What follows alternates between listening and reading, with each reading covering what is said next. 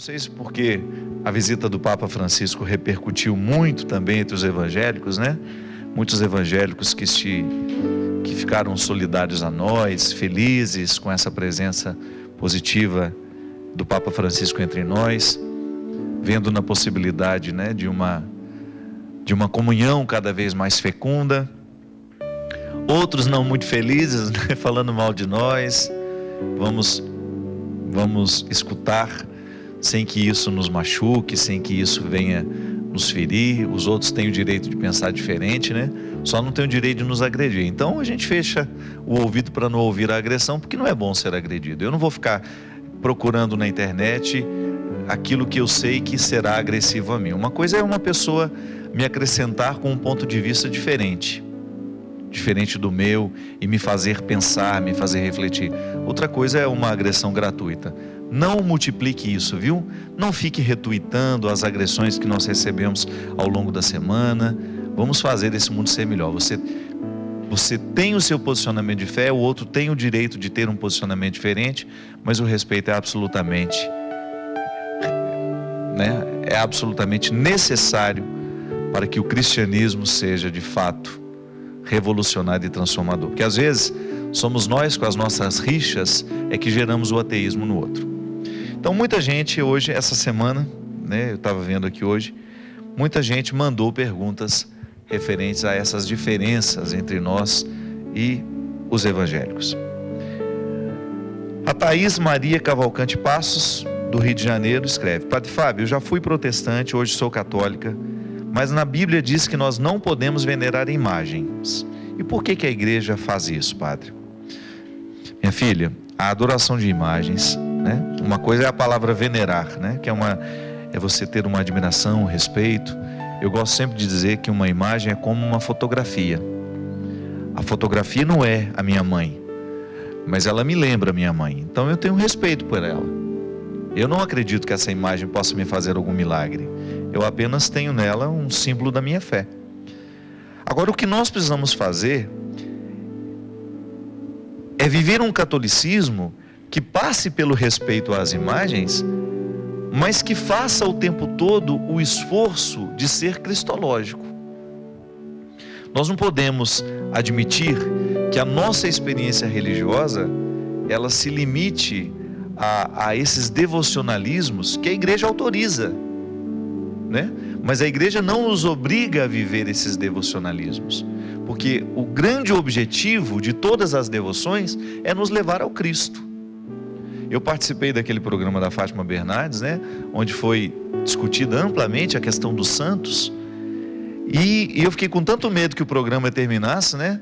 Fala desse santo, falou da irmã Dulce, falou da Inha Chica, e eu fiquei preocupado que o programa terminasse sem ter um fechamento do significado de tudo isso, né?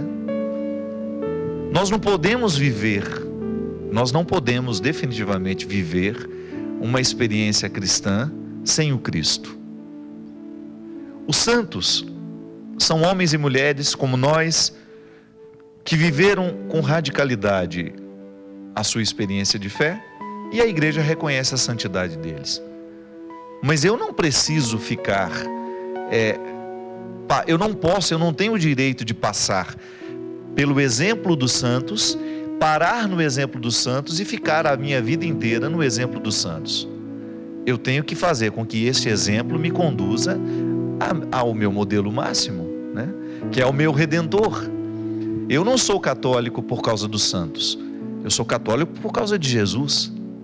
Jesus é o meu centro, é a Trindade, né? Quando eu falo Jesus, é importante a gente salientar que nós estamos falando de uma presença trinitária na história. Jesus traz a Trindade para a história. Ele traz a presença do Pai, ele traz a presença do Espírito, ele nos oferece a Trindade. O coração de Jesus é a porta humana, né, por onde nós adentramos o mistério da Trindade.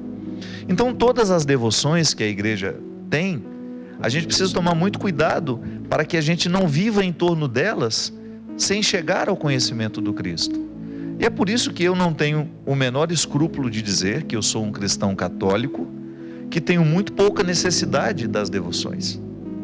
A minha experiência de Jesus ela é o centro da minha vida cristã, é o centro da minha vida católica. Então a gente precisa parar de ficar o tempo todo agarrado nessas questões miudinhas, né? Eu tenho um respeito a todos os santos, eu participo, eu acredito na comunhão dos santos, mas eu me entendo com Jesus o tempo todo. Ele é o caminho que me leva ao Pai. Ele é a presença que me santifica. Nele eu faço a experiência do Espírito. Então Jesus me congrega na eternidade. Ele me resgata de todas as minhas misérias e Ele me...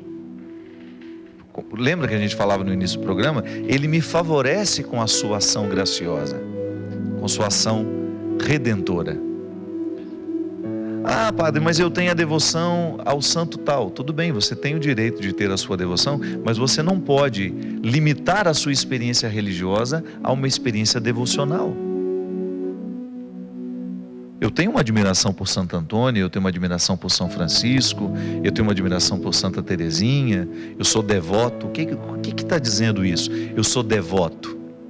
Significa que eu tenho um vínculo afetivo, de respeitoso, porque aquele santo me sugere, né? Ele me sugere um jeito de viver que me aproxima de Jesus. Mas o meu ponto final, o lugar a que eu quero chegar, é o coração de Jesus. É Ele que me salva, é Ele que me resgata, Ele é o meu único Salvador. Então, minha gente, nós precisamos purificar. Foi bom que tudo isso tenha sido levantado ao longo dessa semana. O catolicismo precisa ser purificado, sim. Em muitos lugares, em muitas situações, nós identificamos um excesso de devoção e quase nada, né? Em algumas pessoas, a experiência verdadeiramente de Jesus, a experiência fundante de Jesus. Claro, depois que eu tenho a minha experiência de Jesus fortalecida, depois de que eu o conheci através do Evangelho, dos Evangelhos, através dos sacramentos bem experimentados, bem vividos, né? Aí eu olho para o meu contexto, eu vou olhar para os santos, eu vou olhar para as devoções e saberei lidar com elas sem que elas venham ofuscar o fundamental. Então nós precisamos purificar, sim, a nossa relação com as imagens, a nossa relação com os santos. Deve ser respeitosa, acreditamos na comunhão dos santos, temos o direito de rezar de acordo com as nossas devoções, mas que tudo isso seja para nos encaminhar ao Cristo. Isso é fundamental e a gente não pode perder a oportunidade de dizer isso sempre que podemos, sempre que formos questionados, né? Padre Fábio, há 8 anos o meu esposo tinha uma coleção de discos, tenho penas de vender, pois na minha cabeça a alma dele ficaria triste. Peço que o senhor me aconselhe. Não, minha filha, pelo amor de Deus. É a Maria Luísa, lá de Valença. Os discos, na verdade, que o seu marido colecionava, são apenas um elo afetivo entre você e ele. A alma dele não vai ficar triste se você desfazer disso, não.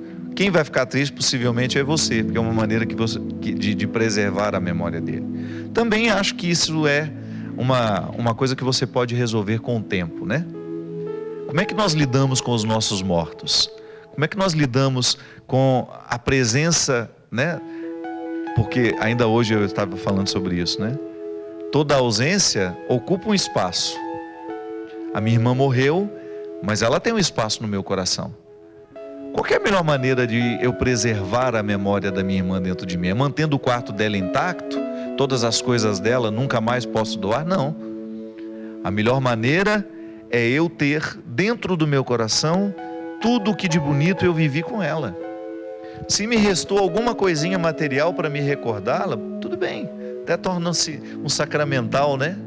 Alguma coisa que me recorda. Mas isso não pode ser uma amarra.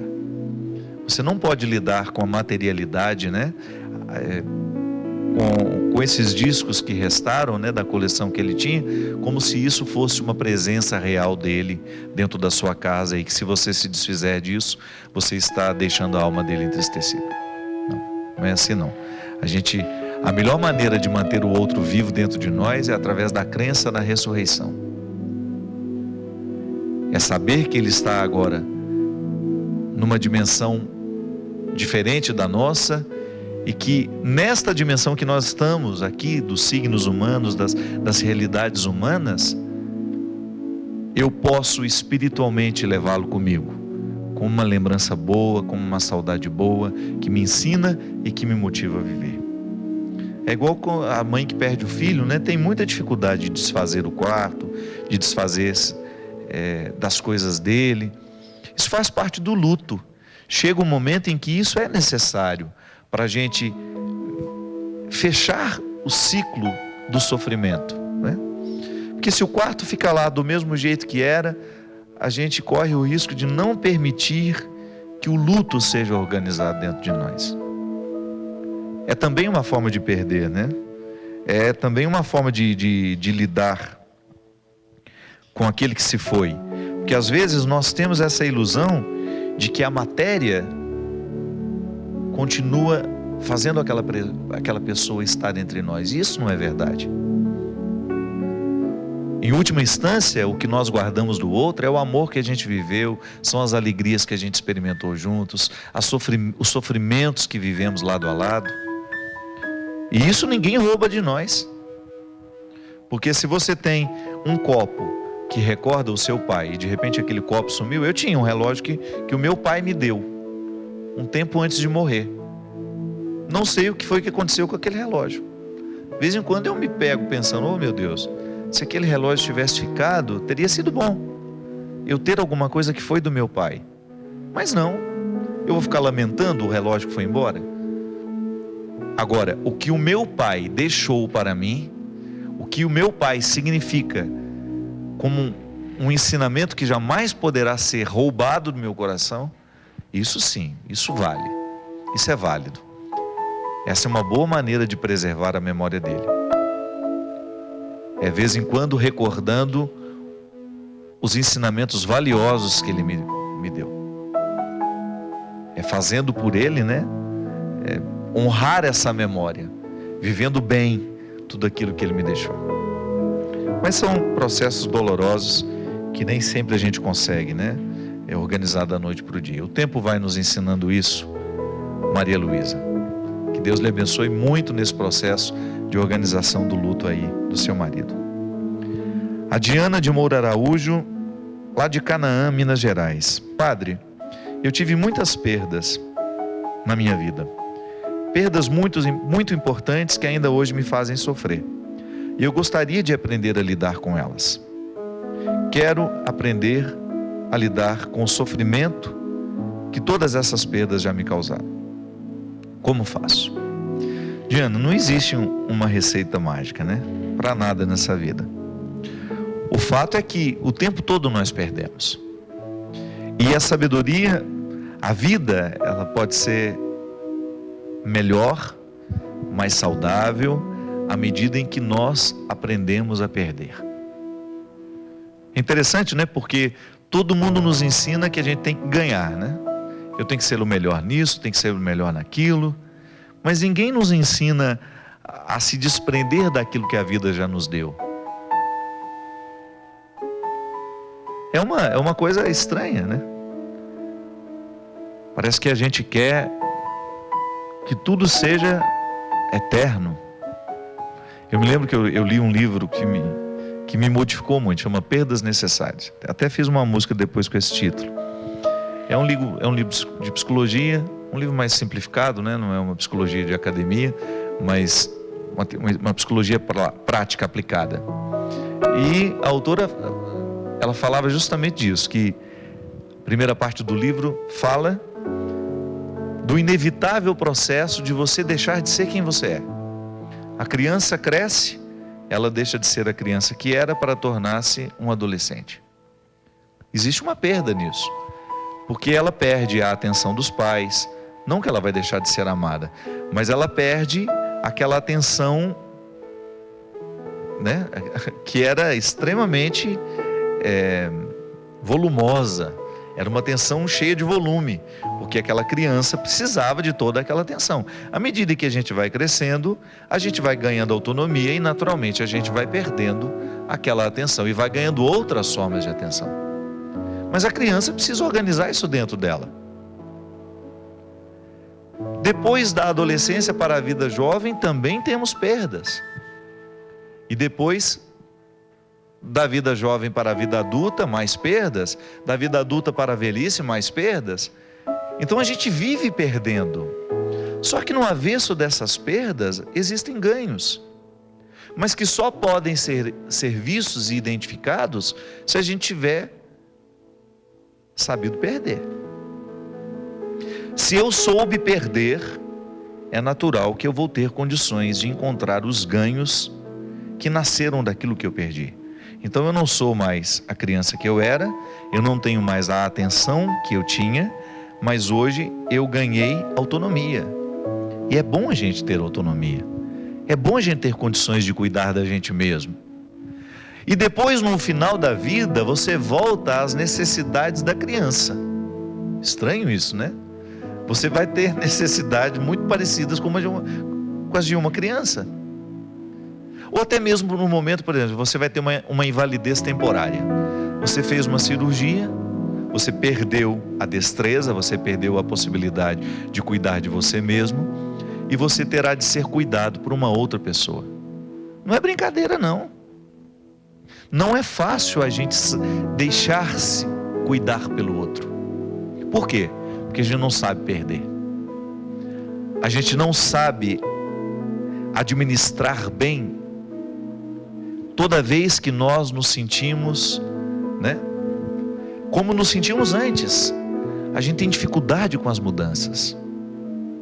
E quando não sabemos acompanhar o processo das perdas, nós perdemos duas vezes. Porque viver é perder, minha gente. No avesso da perda tem um ganho? Tem. Mas eu preciso administrar bem aquilo que eu estou vivendo para que o que eu estou perdendo não venha me retirar a possibilidade de administrar os meus ganhos. Eu tenho acompanhado, acompanho muita gente, tenho tido a oportunidade de ver de perto como a perda pode retirar da pessoa